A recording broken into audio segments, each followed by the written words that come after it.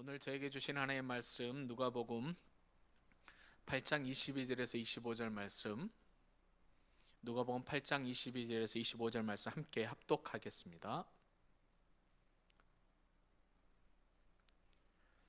하루는 제자들과 함께 배에 오르사 그들에게 이르시되 호수 저편으로 건너가자 하시매 이에 떠나 행선할 때에 예수께서 잠이 드셨더니 마침 광풍이 호수로 내리침에 배에 물이 가득하게 되어 위태한지라. 제자들이 나와 깨워 이르되 주여 주여 우리가 죽겠나이다 한데 예수께서 잠을 깨사 바람과 물결을 꾸짖으시니 이에 그쳐 잔잔하여 지더라. 제자들에게 이르시되 너희 믿음이 어디 있느냐 하시니 그들이 두려워하고 놀랍게 여겨 서로 말하되 그가 누구이기에 바람과 물을 명하며 순종하는가 하더라. 아멘.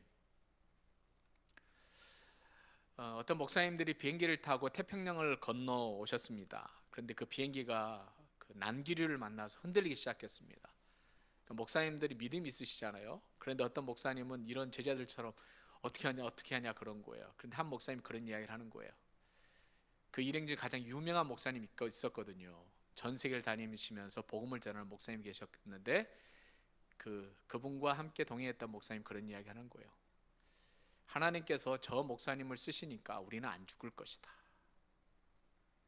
오늘 말씀도 그런 거예요. 예수님께서 하나님의 아들이시잖아요.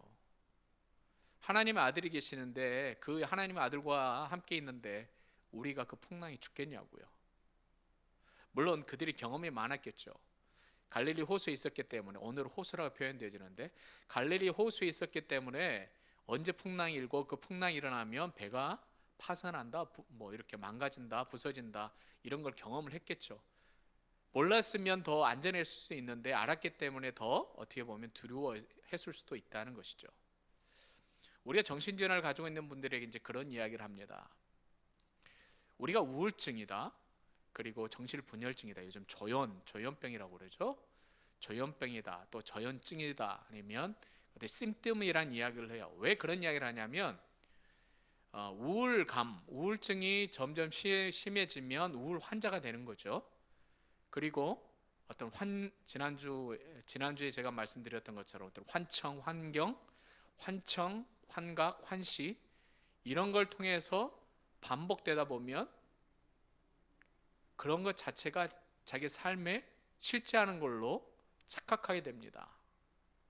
그래서 우리가 정신질환이나 아니면 알코올 중독이나 마약 중독, 또한 술 중독 이런 사람들에게 가르쳐줘야 될 게 뭐냐면, 지금 당신에게 일어난 일이 증상으로 끝날 것인지 아니면 그 증상이 계속 쌓여서 아이덴티티, 앞으로의 너의 삶에 어떤 정체성이 될 것인지 결정하라는 이야기를 합니다.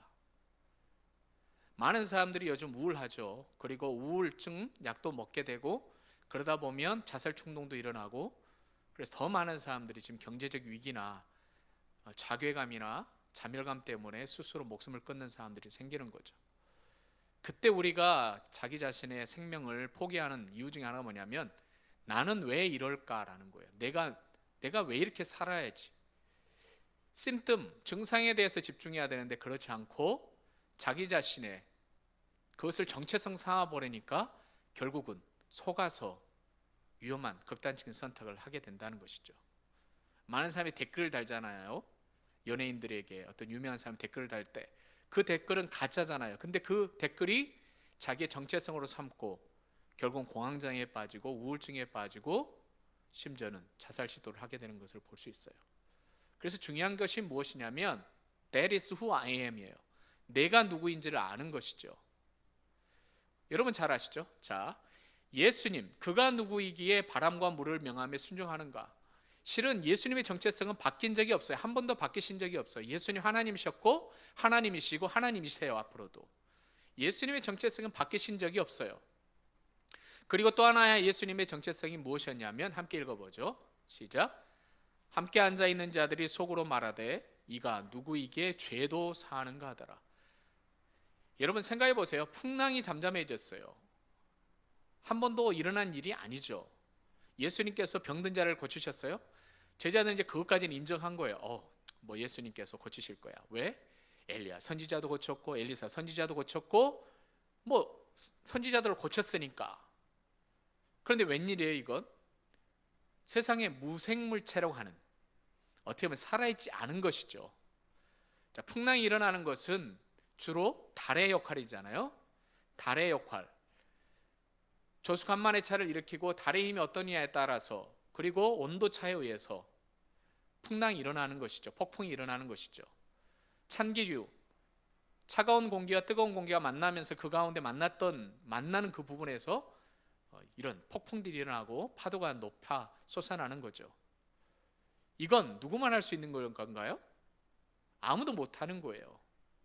우주를 움직일 수 있는 존재는 이 세상에 아무도 없다는 거예요. 그러니까 놀란 거죠.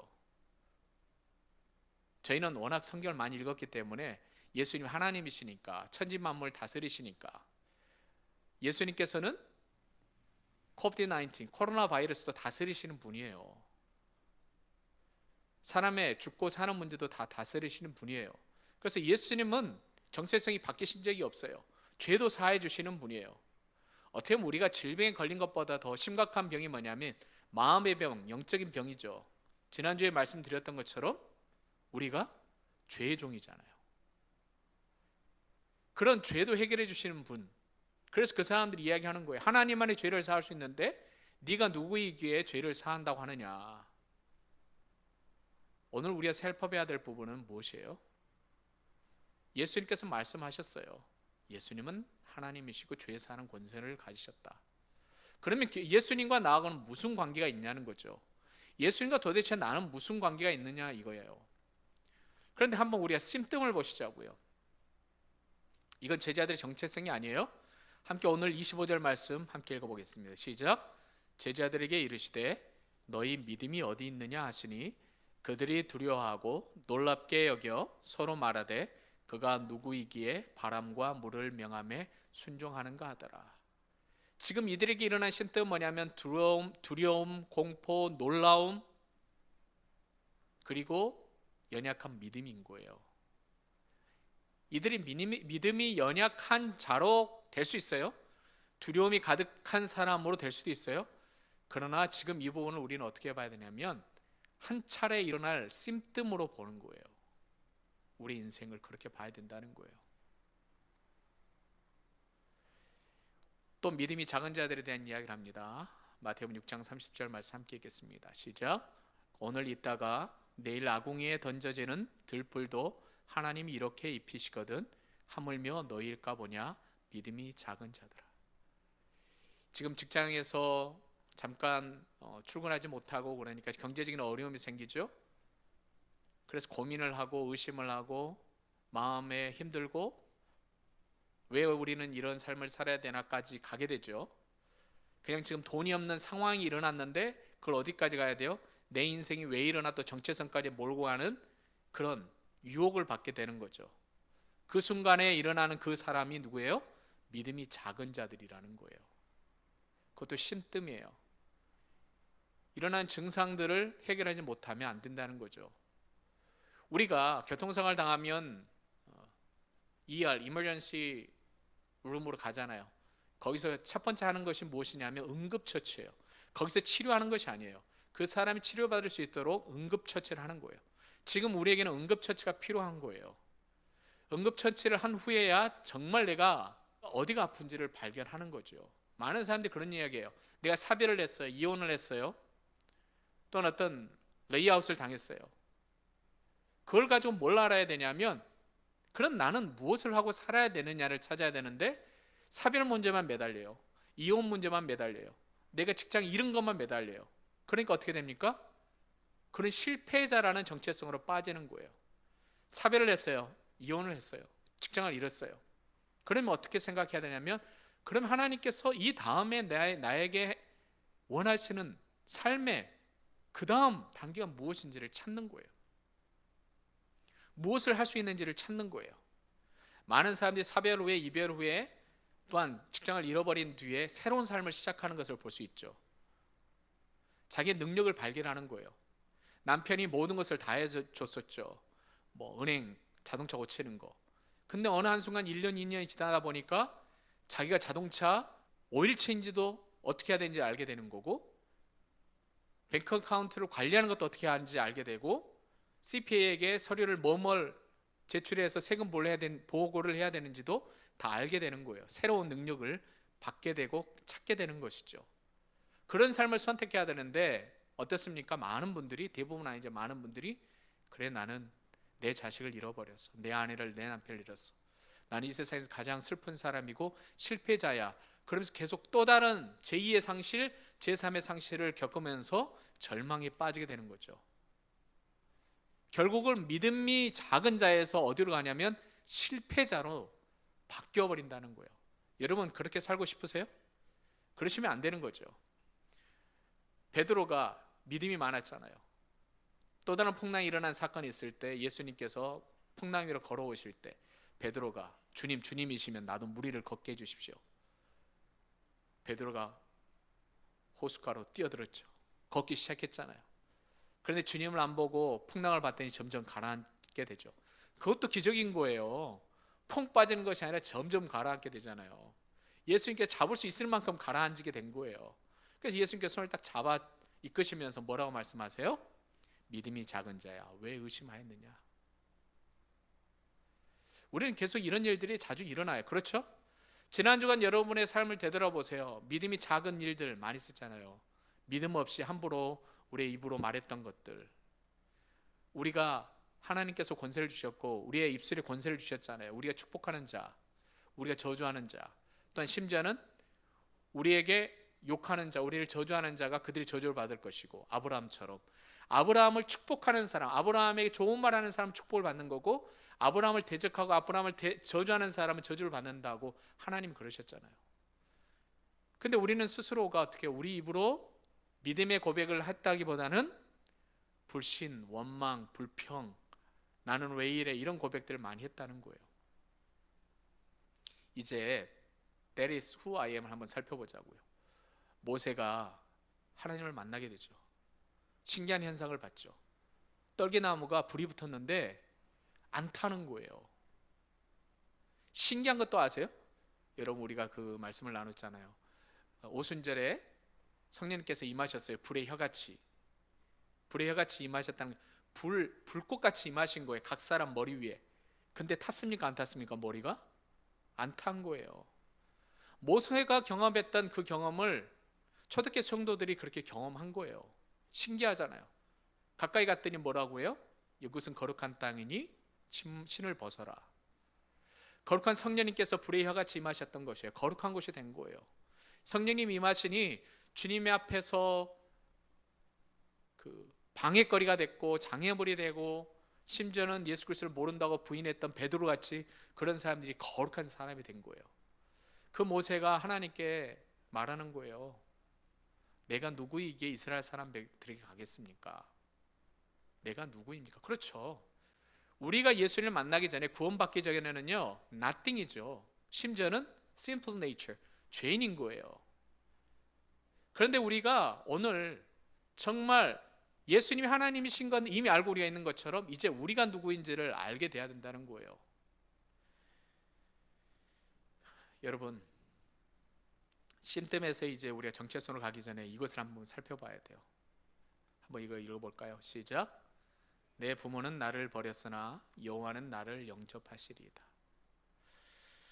그 2018년에 그 유니세프에서 조사한 바에 의하면 1억 5,300만 명의 고아가 있대요. 1억 5,300. 처음에는 뭐 잘못된 거 아니야? 1억 5천? 1,500, 300만 명은 밀리언 글자를 왜 앞에 이렇게 했나? 근데 2015년은 더 자세하게 나와 있더라고요. 2018년은 그냥 단순하게 1,530만 명이라고 써져 있는데 2015년에는 1,400만 명의 고아가 있대요. 그 가운데 놀라지 마세요. 아시아가 제일 많아요. 아시아가 6,100만 명 고아가, 그리고 아프리카에는 5,200만 명. 아프리카가 더 많아요, 고아가. 아시아가. 그리고 라틴 아메리카 그리고 캐리비안 여기에는 약 1,000만 명. 그리고 이스트 유럽 그리고 센트럴 아시아가 730만 명 고아가 있다는 거예요. 부모에 의해서 버림받은 아이들, 부모들이 죽어서 고아가 된 경우도 있는 거예요. 지금 시편 27편 10절 말씀을 누가 기록했냐면 다윗이 기록했어요. 다윗이 부모님께 버림을 받았나? 약간 우리가 유치해 볼 구절을 한번 구절 한번 읽어보죠. 시작. 이새가 그의 아들 7을 다 사무엘 앞으로 지나가게 하나 사무엘이 이새에게 이르되 여호와께서 이들을 택하지 아니하셨다 하느니라. 하나님께서 사울 왕을 버리시고 그 다음 왕으로 누군가를 선택해야 되는데 사무엘에게 이새 집으로 가라 그런 거예요. 갔더니 7명의 아들이 있는 거예요. 7명의 아들. 그런데 하나님께서 보시면서 정말 잘생긴 아들들 많았거든요. 사무엘 보기에 너무 멋있고 건장하고 정말 왕으로서 손색이 없는 사람이 있었던 거예요. 그래서 하나님께서 아니라고 그러는 거예요. 그래서 유명한 말씀 하잖아요. 나는 사람을 외모로 취하지 않는다. 이 말씀 한번 읽어보죠. 그 다음에 사무엘상 16장 11절 시작. 또 사무엘이 이새에게 이르되 내 아들이 다 여기 있느냐?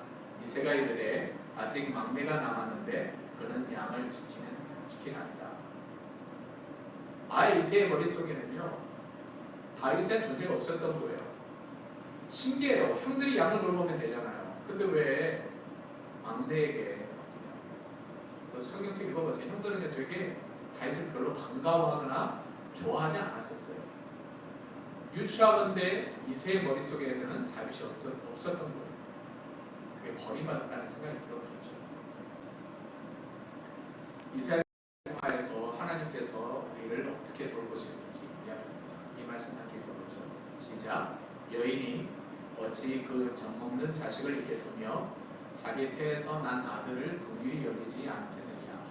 그들은 혹시 잊을지라도 나는 너를 잊지 아니할 것이다. 내 부모는 나를 버렸을지라도 여호와께서 날 영접하시리라. 다윗의 고백처럼 혹시 우리 어머니가 나를 버렸을지라도 시작. 내가 너를 내 손바닥에 새겼고 너의 성벽이 항상 내 옆에 있다. 너희의 어머니가 너희를 버릴지라도 나는 너희를 버리지 않겠다. 성경에 보면요, 자 여러분 잘 아시는 십계명이 어떻게 쓰여졌냐면 하나님께 친히 쓰신 거예요. 증거판, 돌판에 직접 돌판에 쓰셨어요. 근데 방금 읽으셨던 말씀 이사야 40장 16절에 뭐라고 하세요? 우리의 이름을 어디에 쓰신다고요? 하나님의 손바닥에 새겨 놓으신다는 거예요. 절대 잊지 않으신다는 거예요.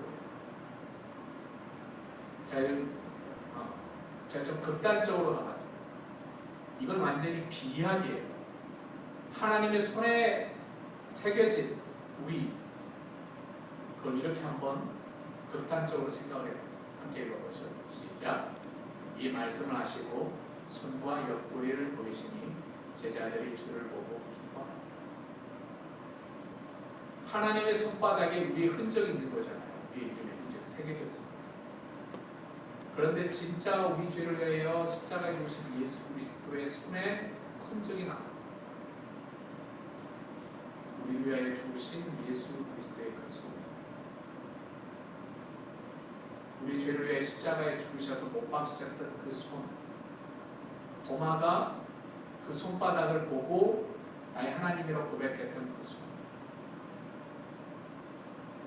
우리가 버림받았던 존재였어요. 죄인이었어요. 단순히 심뜻만 있는 존재가 아니라 죄인이었어요. 그런데 하나님께서 우리를 That's who I am 읽겠습니다. 시작. 전에는 우리도 다 그 가운데서 우리 육체의 욕심을 따라 지내며 육체와 마음에 원하는 것을 하여 다른 이들과 같이, 그렇죠, 본질상 진노의 자녀예요. 우리가 단순히 어떤 심드만 믿음이 없는 자 이런 사람인 줄 알았더니 그게 아니고 원래 우리는 진노의 자녀였었어요. 그 다음 말씀 보죠. 너희가 전에는 어둠이었대요. 어둠의 자식이었어요. 그런데 그 다음 구절 읽어보죠. 시작. 이제는 주 안에서 빛이라. 빛의 자녀들처럼 해라. You are the light.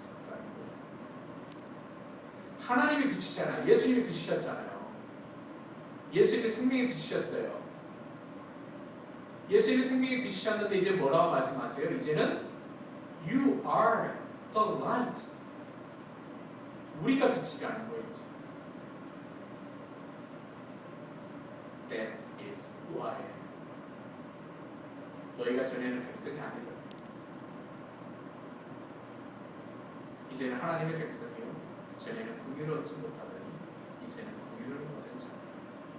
자, 이사야서 말씀 다시 한번 보겠습니다. 여기에 보면 여인이 어찌 그 젖 먹는 자식을 잊겠으며 그 다음에 자기 태에서 난 아들을 긍휼히 여기지 않겠느냐. 여기서 긍휼히 엄마가 자식들을 긍휼히 여긴다라고 말씀하죠. 맞다. 그런데 육체 어머니가 이렇게 자식을 잊어버리고 긍휼을 베풀지 않을지라도, 엄마가 너는 내 아들이 아니라고 버릴지라도 하나님은 너는 내 백성이라, 내 아들이라 내 딸이라 하시고 긍휼을 베풀지 않을지라도 하나님께서 우리에게 긍휼을 베푸신다. 그래서 우리는 긍휼을 얻은 자, That is who I am 이라고 말씀하십니다. 여러분 빛의 자녀이시죠? 하나님의 자녀이시죠? 우리는 더 이상 어둠의 자녀가 아니에요. 또한 어떤 믿음 없는 행동을 하는 사람들이 아니에요. 심지어는 이런 일도 하면 안 돼요. 밤이 깊고 낮에 가까웠으니 그러므로 어둠의 일을 벗자. 그리고 빛의 갑옷을 입자. 어둠의 일이 뭔지 한번 보시죠. 함께 있습니다. 시작. 낮에와 같이 단정히 행하고 방탕하거나 술 취하지 말며 음란하거나 호색하지 말며 다투거나 시기하지 말고. 방탕 알죠? 술 취하는 것도 알죠? 음란이라는 것은 부정한 성관계를 나타내요. 호색이 뭘까요? 성중독이에요. 음란에 한두 번이 아니라 계속 음란에 빠지는 거죠. 그러다가 어떻게 합니까? 남자가 남자를, 여자가 여자를 거기까지 가는 거예요. 그리고 다투거나 시기하지 말라고 그랬어요. 이해가 되지 앞에는 방탕하는 것도 죄 같아요. 술 취하는 거 그건 아닌가? 근데 술 취하면 어떻게 됩니까? 폭력이 나오잖아요. 그리고 음란, 호색 알겠어요. 다투는 것도 이게 아닌가? 시기하는 것 아닌가? 누군가를 질투하고 다투는 것도 실은 그 시작은 작지만, 술 한 잔도 작은 한 잔이지만 엄청난 피해를 일으키는 것처럼 똑같은 거예요. 이런 일들이 무슨 일이냐면 어둠의 일들이라고. 이 어둠의 일들을 버리고 빛의 갑옷을 입으라는 말씀이에요. 빛의 갑옷을 입으려고 했더니 기준이 하나 있어야 돼요. 함께 읽어보죠. 시작. 돈을 사랑하지 말고 인마를 족한 줄로 알으라. 그가 친히 말씀하시길 내가 결코 너희를 버리지 아니하고 너희를 떠나지 아니하리라 하시옵니다. 히브리서 오늘 13장에서 읽어보세요. 얼마나 그 악한 사람들이 짓는 죄들이 많은지 또 이야기를 해주고 있는데, 그걸 보니까 뭘 알게 되냐면 돈을 사랑하는 걸 보니까 이게 뭘 의미하냐면 하나님을 사랑하지 않는 거예요. 하나님을 사랑하면 돈을 사랑하지 않는 거예요. 또 돈을 사랑한다는 의미가 또 뭐냐면 돈이 없으니까 너무 힘들어하는 거예요. 그러니까 돈만 있으면 괜찮을 것 같다고 생각하는 거예요. 그러면 뭘 표현하는 거냐면 하나님 없이 내가 살아보겠다는 거예요. 결국 돈을 사랑한다는 것은 하나님을 제쳐놓는 거예요. 하나님께서 나의 모든 것을 채워주시고 도와주시고 인도하시고 모든 것을 책임져 주시는 보호자라는 것. 어머니가 아버지가 나를 버렸을지라도 하나님이 나를 보호해 주실 거라는 믿음이 1도 없는 거예요. 처음 써보면 하나도 없다는 거.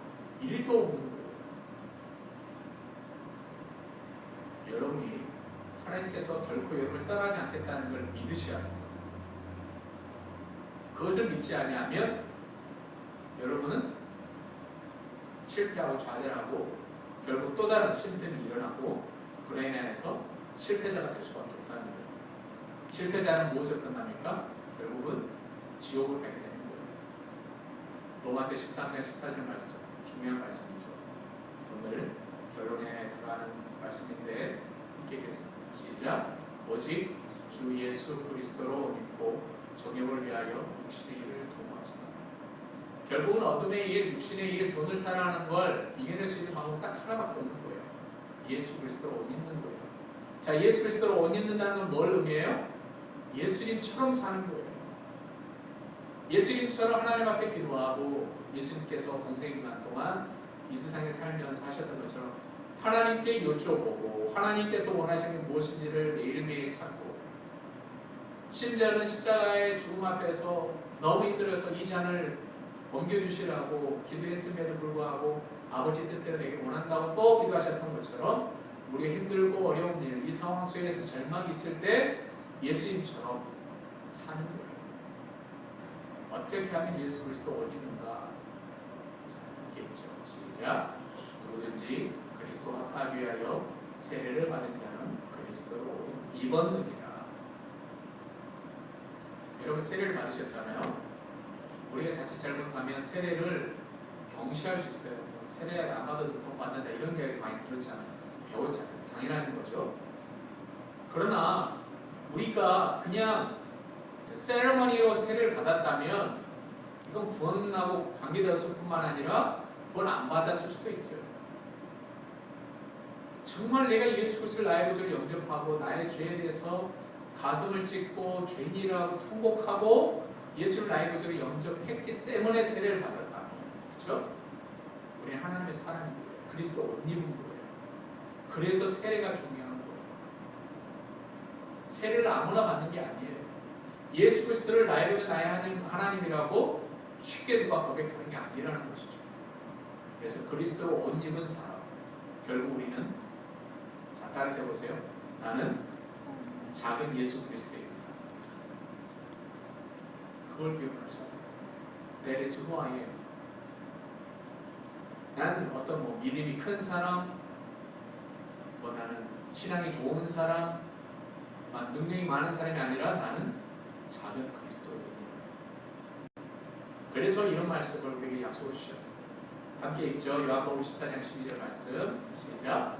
내가 진실로 진실로 너에게 이르노니 나를 믿는 자는 내가 한 일을 그도 할 것이요 또한 그보다 큰 일도 하리니 이는 내가 아버지께로 가리라. 우리가 하나님보다 예수님보다 위대하다는 게 아니에요.